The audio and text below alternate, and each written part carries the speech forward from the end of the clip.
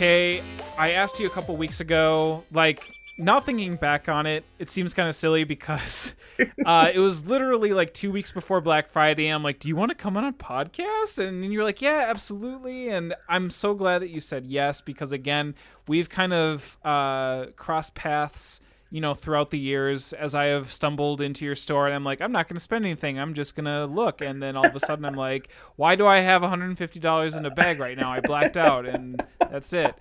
I'll take the blame for that. I'm Right? notorious for And stocking good games. yeah, so I when it's always coming to guests, you definitely came to mind, just because again you are so knowledgeable about games. You are in the convention scene, and you play a lot of games, and so I really am glad that again you can come on and you can talk about them with us, because that's what we love to do.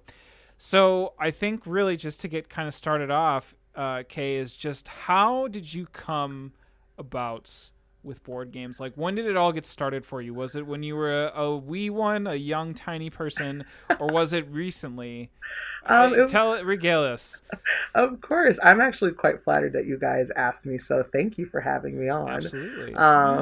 Yeah, I'm only sorry that I haven't heard your podcast before, but I'm a fan now. I'm converted. This is going really well.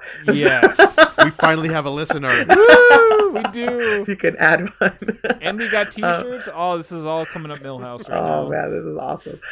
Actually, I got started way back in the day. My boyfriend at the time, we wanted to get into D&D, and we were like, so where do people get D&D books? Like, I have no idea. So we were like, Barnes and Nobles, and one of our friends came up to us and goes, you're going to Barnes and Nobles? Why don't you just go to the source? You can get everything there. And I'm like, what's the source? And they're like, you don't know what the source is? And my luck happened to be that we showed up on a day where they were having an event, like it was like customer appreciation week or something, and they had blocked off the entire weekend just for tabletop games. So like I literally spent the entire weekend going to the store that I just discovered, and I was instantly in love. The very first game I ever played was Munchkin. Ooh, wow. I know. That's a good one. I literally bought like everything Munchkin. I still have all of my Munchkin. It's sitting in a box that's really tattered, like one of those white generic magic boxes. And sure. They're all in there. They're all in order. I haven't touched it in years, but I cannot bring myself to part with it because it was like it was the first thing I ever played. It's my baby. So yeah, I get it. Yeah, that's how I got into gaming, and throughout the years I've been passionate about what the gaming community brings to all of us, how it's a wonderful social aspect that, anyone from any walk of life can get into. And, you just see a random person walking or just milling about a game store. And I'm just like, don't just stand around, participate. And yeah. I'm what I like to call aggressively friendly. I like it. If I see someone, I'm just like, we are best friends now, and you're going to play this game with me, whether you want to or not. So what are your responsibilities right now with the game store? What's your main role? Right now, I'm basically like a board game, I don't know, like a tastemaker? No, not a tastemaker. Guru. That's the wrong. Thank you. Yeah. Well, I'm the guru. Like, basically, I study the games so that I know them, so that I can impart my knowledge onto the customers and onto my employees. I also do market research to see what games the community is excited about.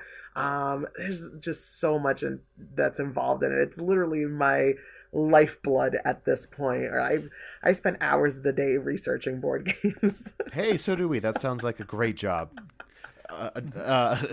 Okay, so are you ultimately the final say on what games you guys order and bring into the store? Yeah, I even log into the system. I put in all the numbers and everything. The owner puts through the orders just because we're a huge store. We have 3 locations now, so there's stuff that we need to add for all of the stores. But mostly the game orders are what I handle. Okay. So a thing right now with publishers is, or just in general, with any sort of retail, is trying to get shelf space and demand the customer's attention. Mhm. What games are you finding right now are doing that the best? Man, the one company that's just hitting it out of the ballpark left and right is Plan B Games. I literally Mm-hmm. have ordered every single game that they've come out with, and not a one of them has disappointed me yet.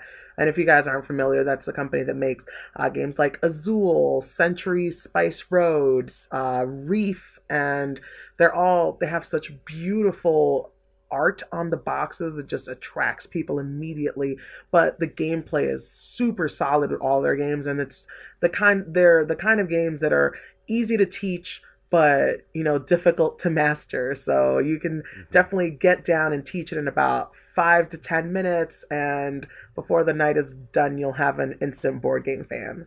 So yeah, Yeah. I love Yeah. Plan love B those is games. excellent. Yeah.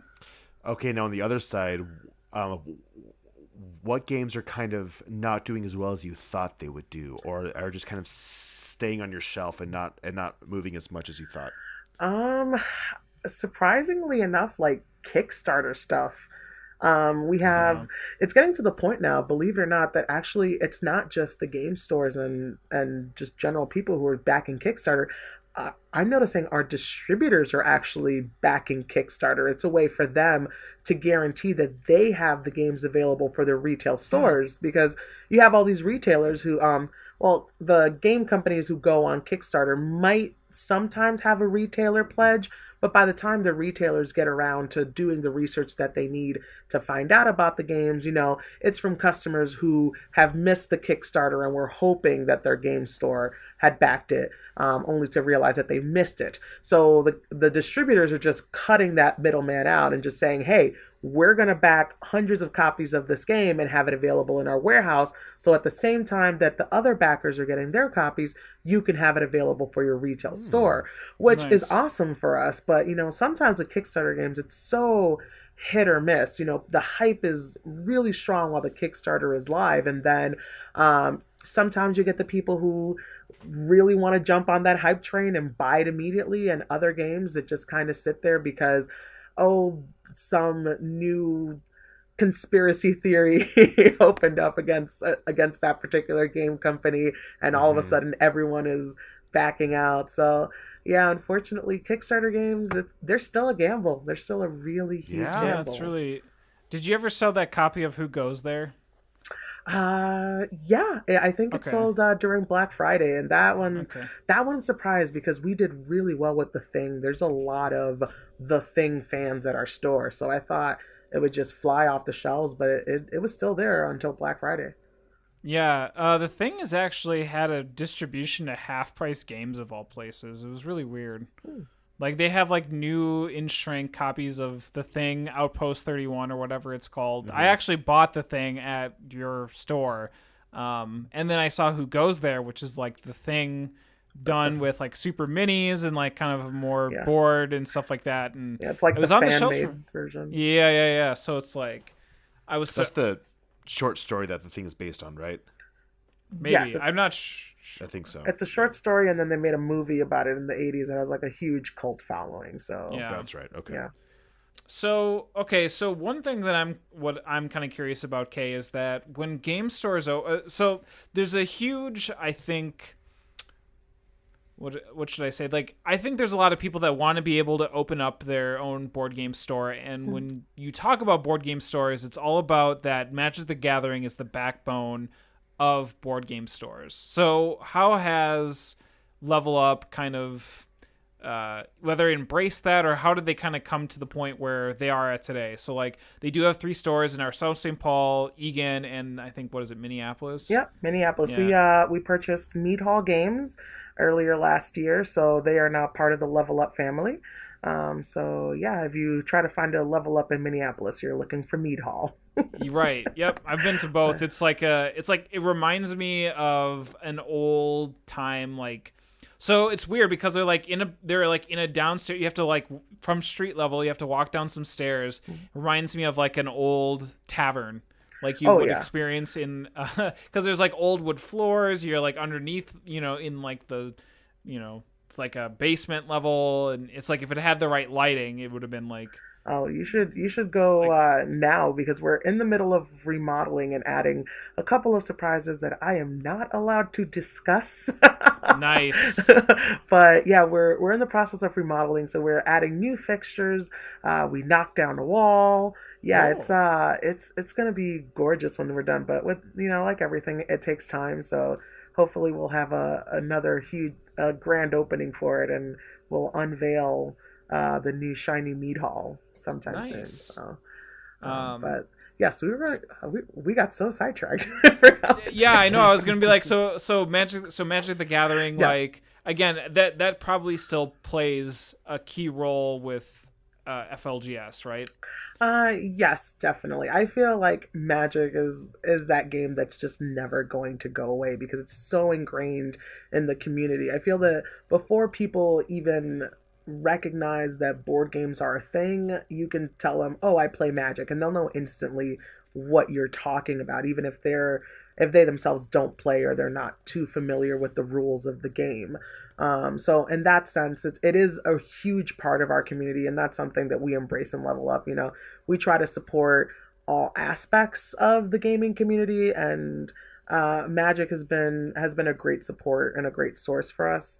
Mm-hmm. But I mean, we still do great with board games. Board games are definitely in second place to Magic. Sure. um, but we hold our own. I work really hard to make sure that we have a great selection and that the shelves are up to date and current, and that we're carrying popular titles and engaging our customers. So it's about getting the word out there. I feel like the more events that we have and the more people in the community that we reach out to, the better the outlook on board games. But it's still a small hobby. It's big to us because we're in it, but it's still a Hmm. fairly small Yeah, hobby in the that's scheme of true. things. Yeah, it's true. I think it is easy to kind of get lost in the scope when you're actually in the hobby itself.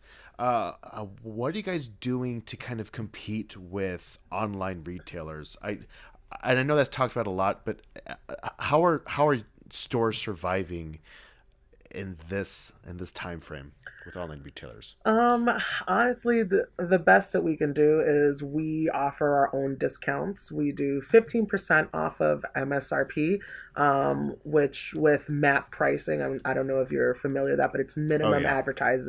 advertised pricing that Hmm. most game companies enforce on us. That's about the lowest that we can go at this Yeah. time. So, it's just we provide that personal touch, and I feel like it's all about the community that we build around ourselves. We are Hmm. level up community through gaming. So it's just I like being able to give people the advice that they need right away, because sure, you can go on Amazon and you can buy that awesome game you've been looking at for a couple of bucks cheaper. But if you come to an FLGS, which is a friendly local game store, you get to talk to someone who's actually played the game and can give you insight. And sometimes people come in for one thing, and I might end up talking them into something completely different that they've Yeah. never even heard of, that they enjoy far more. And I have yet to have a dissatisfied customer. That's awesome. Case in point, me. You. Me. I know, I I'm guess. pretty confident it's probably me that you're referencing in there because it's more it's so, well it's like it's so weird. I've been thinking about it. Like when I go out, it's like every single time it's like a schedule, right? So it's like I'll make the drive to South St. Paul, and then I'll like hit up the stores, and it's always Level Up that I go to. And then yeah, sometimes I run into UK, and I know we've talked about like just what's been out recent, cool, and hip and stuff like that. I end up always getting into the hype because that's what these games are, is just like the Hmm. hype machine behind it, right? Like Welcome to back at Origins, which we talked about earlier, like there was a hype machine in that they ran out of copies before like even the vendors. So like there was a wait. There were people who were vendors at Origins had to wait in line even to get Welcome to before even the people who came in could get it. Like how nuts is that? Whoa. that just talks about, I think, how great a game is when you have something like that, right? Oh yeah. Oh yeah. Okay, and that's interesting. So there's that discount, which I think is huge. For me, all my game stores around me are still just full MSRP, and that's when I have a hard time really understanding why I need to purchase from them. I don't. They're great people. They're super nice. They don't really know a lot about the board games that they keep in stock because they are also supported by Magic players as well, right? Like that's kind of what their focus is with some board games, and maybe I just don't have like a fantastic local game store around me, so I'm kind of not bitter about it, but just not like infatuated with a game store around me. But when I got into board games, this was in 2012, there was a game store around me that did offer that same discount, right? Like they were significantly cheaper than all the other game stores around me. But then they went out of business. And so I just wasn't sure if that was like a sustainable market or strategy doing that. But it sounds like it's working for you guys, especially if you guys are opening up other stores. So I just don't know what that connection is between having that discount and still being able to sustain yourself. What are you guys trying to do to kind of either balance off that discount? Is it only Magic? Are there other things that you're kind of offering to your customers at this point, or is it basically just Magic? Um, it's kind of hard to explain. I feel like, in all honesty, it is a quite difficult industry to stay afloat in just because every single Mm-hmm. day there's new game stores opening up even around us. You know, people are getting into the whole gaming world, and as we grow as a hobby, people are starting to see the value in it. Like, I don't know if you guys heard this, but even Asmodee, which is this huge Oh my gaming company, gosh. they just got Yes. bought recently for $1.4 billion. Yeah. B It's with a amazing. B. Yeah. So, people are definitely taking notice, and they're out there trying to make it in this world. And you know, what we do that I feel everybody does, but I feel like we do it better because, come on, guys, it's me. Um, That's right.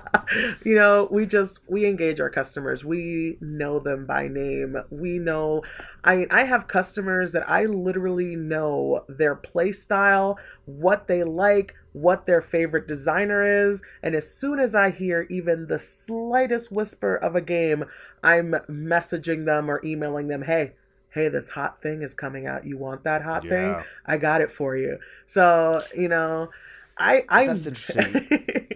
I make it my life. Yeah. So, Yeah, and that's great. I think that's what I've missed in a game store around me. I don't think I've had that experience. And there's game stores where I've been in a bunch of times, and I have purchased things from them, right? Like I'm not just going in and looking at games and then leaving and buying them somewhere else. Where that does happen sometimes, I do purchase games from them, and I think that's the magic touch right there, is that influence you have and the understanding of your customers.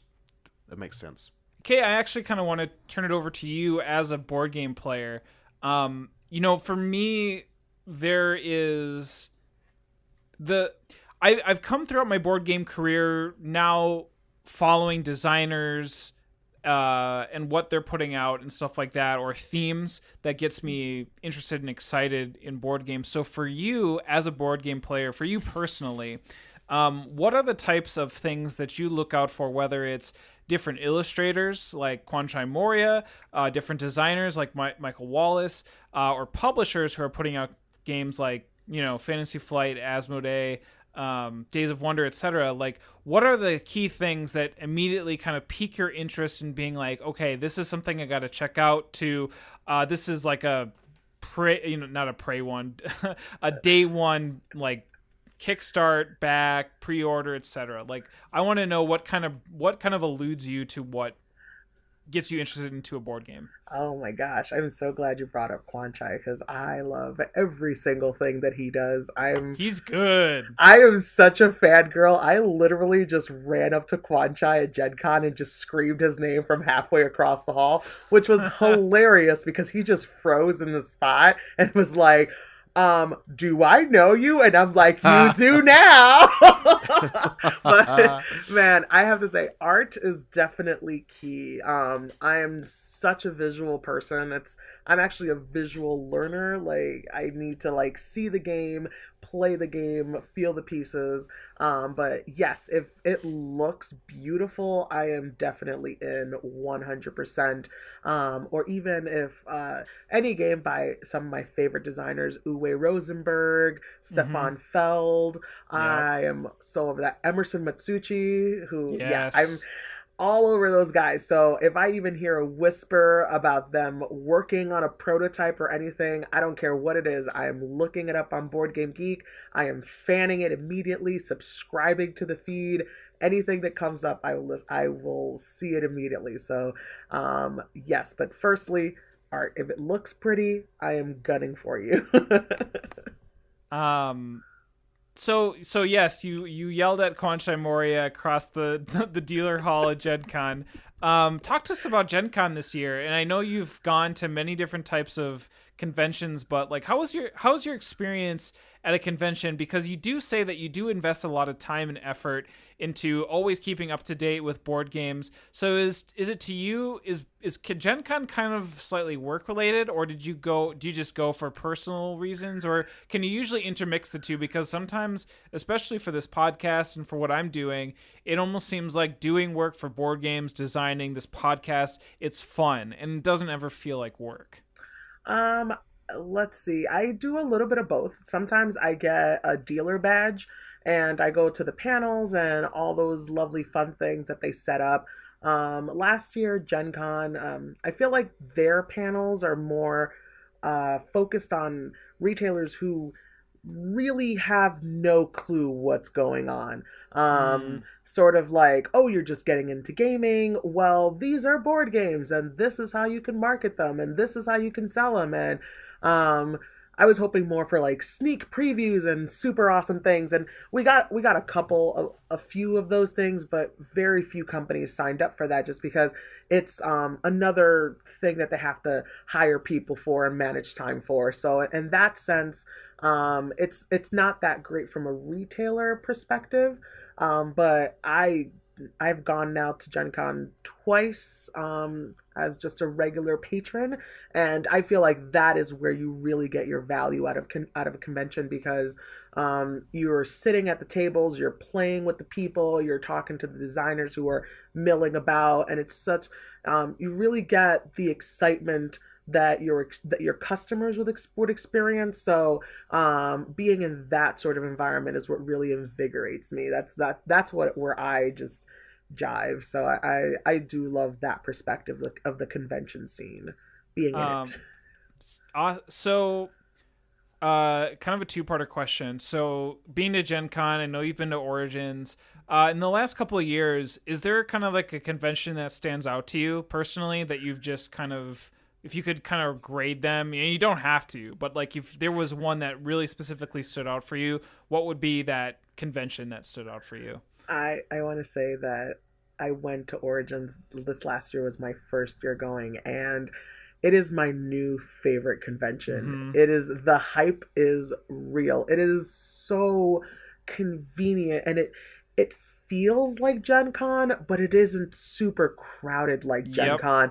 Yep. And it was so amazing. I got to actually sit down and play full games of demos, not just like, okay, you saw the 5 minutes, this is how it works. Now I need you to move because there's 30 people behind you, and we need to get this line going. No, I mean, it was fantastic. Like, I took pictures with Eric Lang and he like Yep. sat down and talked to me. I was just like, is this real life or am I Is just this real living in a life? fantasy? Like, it was amazing. And it's just everyone's so wonderful and it's so personable and like the hallways aren't super crowded. It's just Mm-hmm. it's really nice. I even like this year the most crowded booth was of course Plan B Games because they were releasing Yep. Coimbra and the new Yep. Century and Reef, and I kid you not, it was maybe a 10-minute wait for a demo at their booth. Yeah. That's how quickly they were Wow. rotating people and you were playing the full game.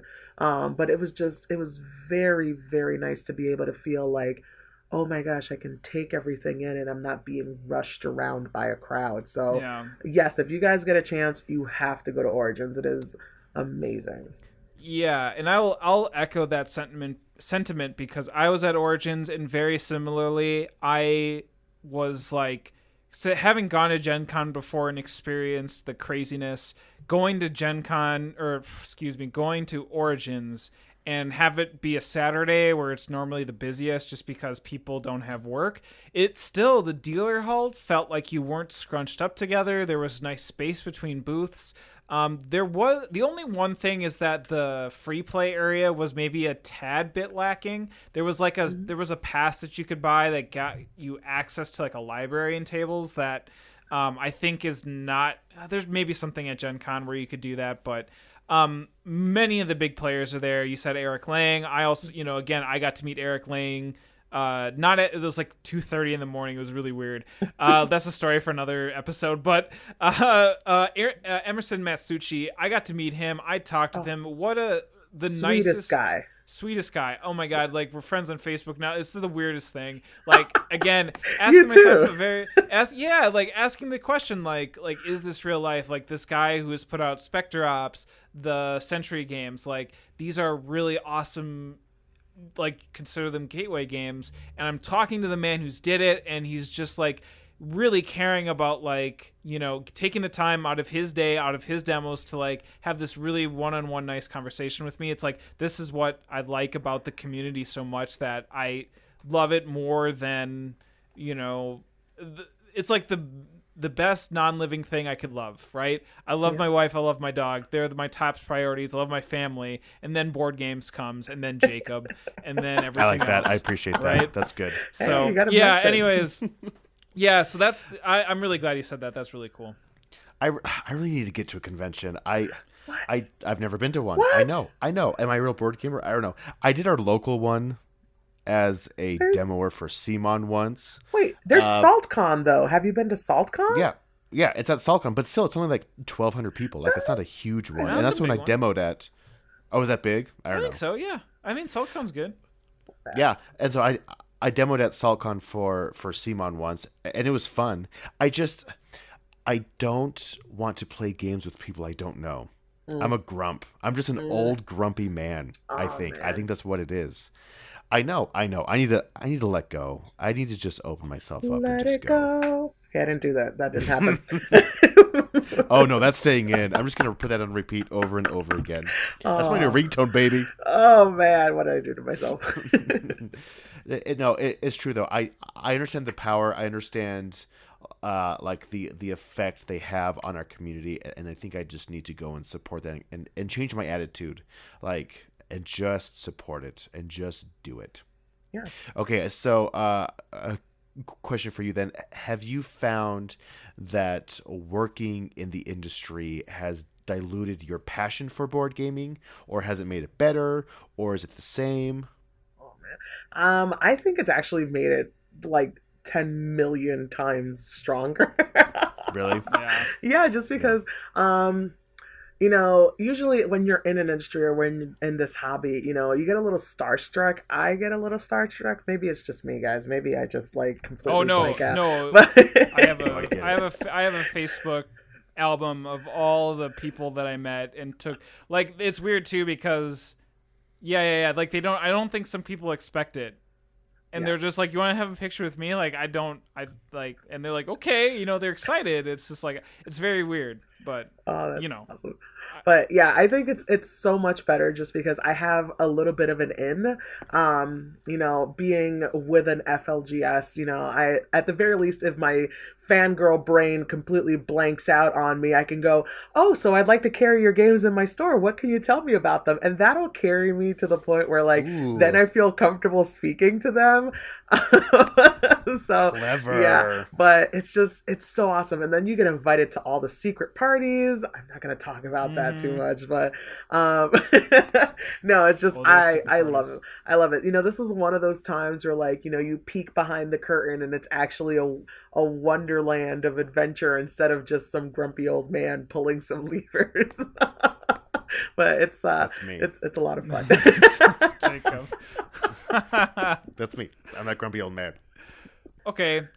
I think we're an hour into the podcast, and I don't even think we asked you what your favorite board game is. Oh man, I get asked this so many times. I literally at one point I just came up with a random list of nonsense, but I can tell you that my favorite game of all time, which by the way, I haven't won in about 5 years, is Bruges. If you've ever heard of it. Oh yeah. Yeah. Yes. Is Uh, it a Z? I want to say it's either TMG or Z-Man It's or one of Z-Man those. Games. It's a Yes. Z-Man Okay. Games, and it just Hmm. has this bright orange box, and it's a beautiful game about the city of Bruges, and it has my favorite mechanic in games, which is multi-use cards. You can Hmm. use the cards either to build a canal, or get money, or build a house, or the cards themselves have a different ability printed on them that you can use. So you kind of have to decide how you're going to use the card every turn. And I feel like as many times as I've played that game, I don't feel like I've seen every single card yet because sometimes Mm. you're so focused on, I need money right now. I don't even care what this card does. And you just like trash it just to get a bunch of cash so you can do everything else you want to do. So I still love that game. It gets played very often at my house. What's your most hated game? Oh, why would you do this to me? What is it? What's the I game you hate so much but are forced to still stock? I hate Pandemic. Oh I Oh, hate that's it. really. I So know. you I must am really so hate mad. the 10-year anniversary edition that's coming Oh out. man. Here's my key phrase to you is if you were gonna play a game with me, never let me shuffle the cards. Oh my god. Pandemic is a prime example of how bad I am at shuffling because sure enough, as soon as we have to shuffle that city back into the deck, if someone hands that deck to me, that city is coming out again. And I just, if I'm gonna get my butt handed to me, I would much rather actually play The Cure than Pandemic because then I can Mhm. just blame my suckage on the random roll of a dice and not just like me being really bad at shuffling cards. But yeah, I know I cannot play Pandemic. It's so harsh. I don't think I've ever won a I game of Pandemic. I played it once like 6 years ago, and I have never had a desire to play it again. Yeah, exactly. Like I'm the same way. So it's not you're not alone in this. Yeah, good solidarity. Solidarity. I like Pandemic. I'm looking forward to the 10th edition, but the expansions don't interest me at all. I could play probably core Pandemic until I die. Of Oh. Really? Pandemic. I actually do have Pandemic Legacy. I'm excited to try that because I love Legacy games. I still have my copy sealed. That's because my game group right now we're playing through Gloomhaven, we're playing through Mhm. Rise of Queensdale, my Scythe. I mean, I'm full of Legacy games right now, but someday I will play Pandemic Legacy. It will be done. Yeah. I love legacy games. I know I'm the same way. Like I have the Rise of Fenris waiting for me. That's our next one. We played through Mechs vs. Minions, which is that was alright. Gasp! And Audible. wait, what? I said audible gasp. Max vs. Oh. Minion is awesome. It was fun. Okay, here's the hard thing I had with Mechs vs. Minions. I hated that I had to reset and start new every single game, and you had to like build up to it. I don't know why that just kind of bugged me. Where to the point where like everyone in my game group kind of felt the same way without really telling everyone, or like saying it out loud until I brought it up, and because they didn't want to like influence us with thinking the same way. But I don't know. I think it was fun. We somehow played through the whole thing, but I don't know. I may be the only one who feels that way. It was fun. I mean, I felt this. I mean, I got through 3 or 4 scenarios. I didn't feel like resetting was everything, but it didn't have the punch for me that I think a lot of other reviewers had. And that's just a personal thing. I think it was a great game. I think it piddled out a little bit quicker than other people. That's just me though. Charterstone is fun. I started that. Well, it's been like 5-6 months since we've played that one, but that's when we started with a 6-player game with some friends. That one is so divisive, but I love Charterstone. Oh, it's so good. Like, and all of us like it too because it's pretty light. Like it's for my friends who aren't in my game group, but we still play games with each other on weekends. Now it's been a long time because my wife got pregnant and then we had a kid. Then we just kind of fell off the face of the earth with our friends. But it's time to get back into it now. That's what I'm excited to get back into. Things like Imperial Assault have fantastic campaigns. I'm excited for that. I tried Risk Legacy, but then I realized I hated Risk. So after the first game, I just opened everything up and looked at it and then threw it all away. Oh no. I know. You I'm a grumpy old man. This is what I'm learning more and more about board games. Is I just become grumpier and grumpier. And the only thing I heard was that, man, I could have used all those little pieces in other games. What's wrong? Yeah. I probably still have those. I think I just chucked the cardboard. Okay. I was gonna say your nickname for next episode should be Jacob Grumpy Man Russell. I like it. I'll just say that for like the next 5. Because you're just grumpy. I refuse to come up with a new middle name, Russell. just get more and more like sad each time, or more and more angry. Jacob, each the time. world is a waste of time, Russell. Yeah, exactly. And then I'll just get more Jacob, and more happy. Nothing matters, and we all die at some point, Russell. Oh man. This is going great, guys. Thanks for inviting me. Really This is fantastic. Yeah. How'd you get? So we are in the midst, as you made mention, of the holiday season. Black Friday was last Friday. And so what would you recommend as far as maybe a couple recommendations for people coming into the store? They're like, beady-eyed and trying to figure out like, hey, I like board games. I want to get away from the life, the game of life, your Saris, your Monopolies. They're coming in. They're like, hey, what can you provide to me? What are some good kind of entry-level gateway games that you can recommend from your store, from your own personal experience for those types of gamers? And then maybe to us as the more hobbyist gamers, like what are some games coming out in this holiday season that you could recommend for those wanting to, for those different types of like skill levels or like hobbyists? I'd have to say if you have family members who have only played Monopoly and the game of life, that sort of thing, my favorite entry level game has got to be No Thanks. Even though they just reprinted it and changed the name for the American release, it's now called Take 5. Wait, no, it's called.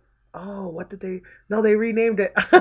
It's in a box called Take 5, and it's actually the games inside are 6 Nimmt and No Thanks. They're bundled together now. Sure. Oh, interesting. And if you haven't played No Thanks, it's super simple. You basically have a deck of cards. It's numbered 1 through 33, and what you do is you shuffle the cards together. You take 9 cards and you put them back in the box. No one knows what they are. Then one by one, you're going to be revealing the cards to the table, and people are going to be bidding whether they want the card or they don't want the card by playing these chips on the card. And if you take the card, they're worth points, but you don't want points. The thing that makes No Thanks a fantastic game is that if you get a run of cards, then you only score the lowest card in the run. So let's say if you had a 16, 17, 18, then instead of having all of those points, you only have 16 points. And that's where it gets tricky, because like people will look at a card and go, oh, you need it, and I can totally take this away from you, but I don't want that many points, so no thanks, you take it. And nice. It's a that game is great entry level game for families. Otherwise, if you are more of a midweight, moving people on from Catan, I think is the next level up from there. My recommendation would be Century, Spice Road, or even Eastern Wonders, because the hexes will remind those Catan players of that. But it's the kind of game that I can literally teach to my customers in 2 minutes. I love it. I have like this little spiel. I go up to people and I show them the back of the box, and while I'm holding the back of the box, I will explain to them how to play the game in 2 minutes or under, depending on which one I have in stock.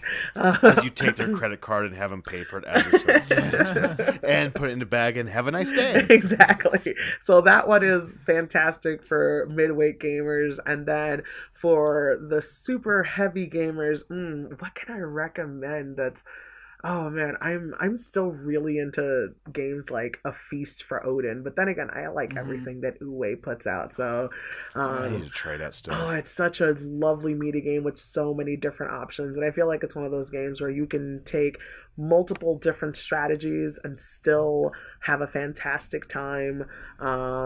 I feel like viticulture also falls under that Hmm. I category. love that Oh game. yes, viticulture is like it's surprisingly good. People think they look at the theme and they're like, oh, making wine? Why would I want to make wine? And for the first time ever, guys, I confess, I actually witnessed somebody do the no wine strategy. It happened last Whoa. weekend at our store, and I was like, no sane person would ever play viticulture and not make wine. And my friend did it, and she That's won, amazing. and she And she won. Wow. won. so Man. so buy It's buy for the vineyard. uh, Don't make the wine. it's funny you say where you're like, wait, making wine is a theme for board game, and then you say there are multiple games where you can make wine, Oh and then Yes. gosh, people's yes, minds just explode. yes. Yeah. Vinos is ridiculous. Oh yeah. Yeah. That's So a that Vital who am I Lacerna. think? Thank Yeah. you, because I was thinking Ian O'Toole, who No. who illustrated it or designed it, and then they always work together on that. So Yeah. I love his games, like starting with Kanban and the Gallerist, and I want to try his others. I really do. I did back Escape Plan, and I'm excited for his Mars one. oh, That on one Mars sounds is gonna be great. so dope. On I'm Mars, so oh yeah, I'm excited so for that excited one. for that. Yeah. But I don't like. I don't know if I can really get into them that much because they're so heavy, and my Yeah. brain just kind of feels like it's gonna explode after each time. Yeah. But that's, man, I love those games. I kind of want to keep on that note, because we have all the different types of profiles, but for UK, as again just your personal board gamer with your types, like what are the games, like just a couple that have got you really excited, whether it be on Kickstarter, or coming out that you know of that you're super excited to want to get on the table to play to purchase. On Uh, that similar note, well, never mind. I'll let you answer that question. I have a very quick follow up question to that as well too. oh, I have so many. Like just last week, I got Terraforming Mars Colonies, and I am Mm-hmm. just dying to get that to the table. It's been crazy weekend for me, so I unfortunately haven't been able to play it yet. So I'm super excited to get that. I am what you would call a hopeless Kickstarter addict. So I'm a Mm-hmm. super backer. Yay me! Yeah. And Nice. I've been getting Kickstarters left and right. I got the new oh my gosh, literally the name escaped my brain. It's the new like detective game, and the with the Chronicles of VR. Crime. Yes, Chronicles of Crime. I just got Chronicles of that Crime. in, and I'm excited to play that. Yep. I'm looking forward to, just in a couple of weeks here, the new expansion for Gloomhaven, Forgotten Circles, and Mm-hmm. Yeah.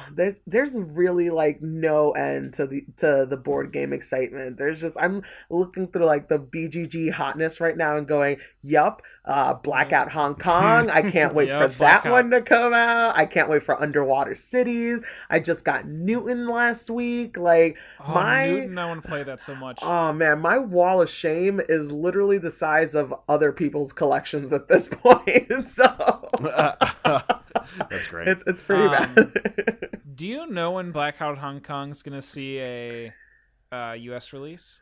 Oh, I darn it. Why did you have to ask me the difficult questions? I know I just saw it come up the other day on my oh no, I'm not on my laptop. I'd have to look that up for you. I think That's I got a fine. date. Yeah, like what you said. Like I've tempted to pick up Chronicles of Crime, because it's interesting. So Jacob and I a few episodes ago talked about how digital devices have been impacting our analog board game scene, and we were like, there really hasn't been one since so Fantasy Flight did XCOM, they did the Imperial Assault campaigns. Like you're seeing campaigns run these types of things. Mansions of Madness.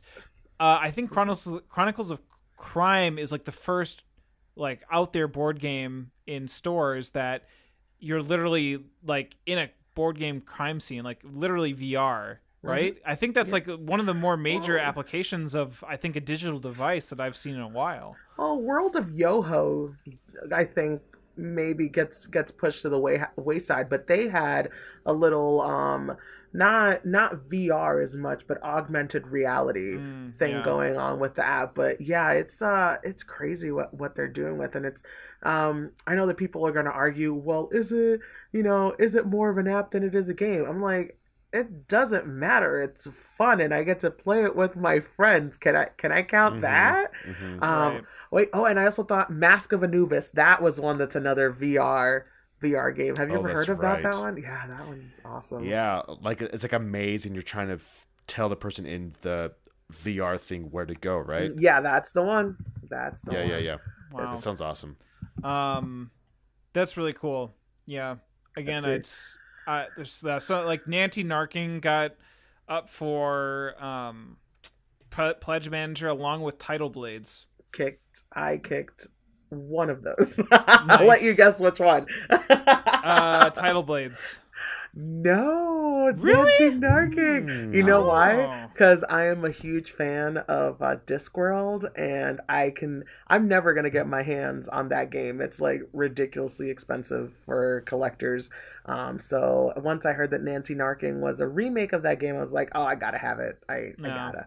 So there's makes that. sense. And hey guys, you know what's the other super awesome perk about being a retailer and having all that background data is when you log into your distributor's website and they tell you when games are coming out. Like Blackout Hong Kong due December 2018. Boongo. Boongo. Well, Bingo. Bungo. There, that's now new bingo for me. I'm just gonna go bungo, everybody. I was like booyah and bingo and bungo. Bungo. Booyah. You know, to me, that's like the weirdest Midwestern phase because I grew up in the East Coast, and when I found out that churches were having booyahs, I'm like, what? They're just like... Wait, what? I've never even heard what you're talking about, but that's really funny. You don't know what a booyah is? Oh my God. No, I just... You need I'm to gonna regale. Google that later. No, you have to tell Jacob right now what a booyah is. Okay, so a booyah is basically like an all-day stew, and these churches here have like booyah parties where you have different families that come together and they have like their own recipe of like this all-day stew, and they'll do like bowls of it, and they'll do tastings, or like you'll come in and you can pay to like sample a bit of each, but then they'll also like pre-package some of it for you to go take it home. And I was just like, What? is that where the phrase booyah came from? Did someone just get like really upset at a church function and just throw a bowl of face and like, Booyah. Booyah, Margaret, in your face?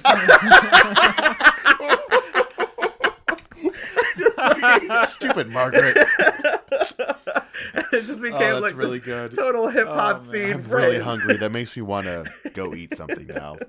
That sounds Yeah. really good. Oh. I do. Okay, don't they make booyah like in like huge containers? I almost want to say like trash cans. Oh my God, it's ridiculous. It's literally think they do. you can fit a baby and its dog inside one of those things. They're giant. Yeah, it's Wait, massive. people are eating babies and dogs in booyah? Yeah, sure. That's exactly the kind of thing Sure, we it's a thing. propagate right now. Okay, yeah, that makes sense. Officially, all right, this yeah, podcast has gone off rails, everybody. Yeah, I think we're winding this one down. Yeah, this one is in the books. Next time you reopen the podcast, booyah on board games. That's all we cover. Booyah on board games. Sit on down as we rag on Margaret. Yep. We each go to a local church, save the booyah until we start the podcast, give a quick review, and then start. Yes. Oh, that's really funny.